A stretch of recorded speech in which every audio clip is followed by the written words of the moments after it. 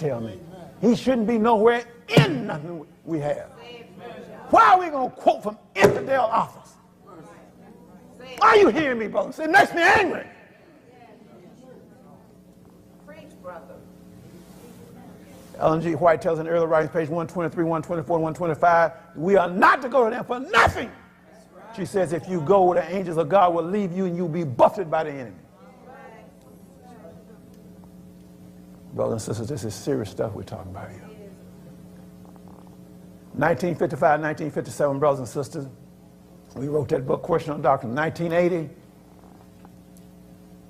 our boy Ford came on the scene. We tried to defeat Ford, and we didn't know enough theology to put Ford down because we'd gone so far from the principles of truth. As a result of Ford coming on the scene in 1980, I want to show you how this new theology had infected this church.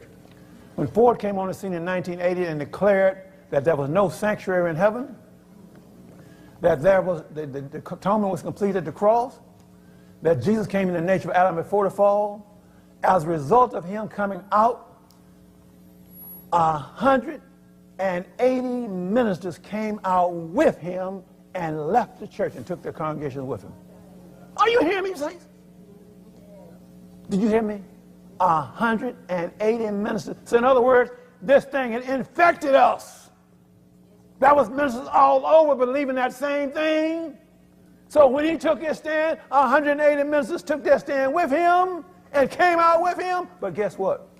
He told them, and this, but you can find this in the book Here We Stand by Pippin, page 26 and 27. He encouraged his sympathizers, don't leave. He says, stay in the church and change the church. That's what he said. And then Pippin goes on and said, now those sympathizers that stayed in have now moved up the ranks into now responsible positions.